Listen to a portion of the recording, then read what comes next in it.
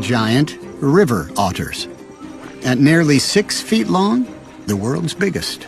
And boy, are they powerful. Muscular and agile too. Each one eats 8 pounds of fish a day. These are just quick bites.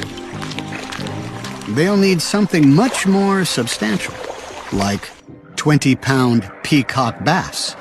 The fish seek safety by hiding amongst submerged branches. But together, the otters flush them out, driving them into the shallows.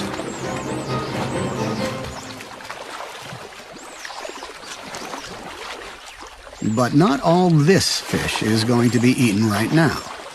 The family starts heading back upstream.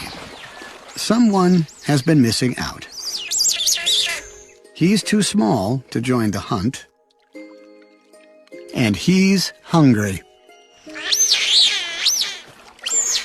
There may be fish all around him, but pups don't think of them as food. Yet. This is just an adventure. He's got a lot to learn. Not sure this taper is going to be much help.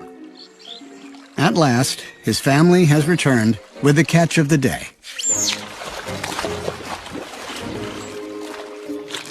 That does look good. And he's not going to wait to be offered it. In a couple of months, he'll be hunting for himself.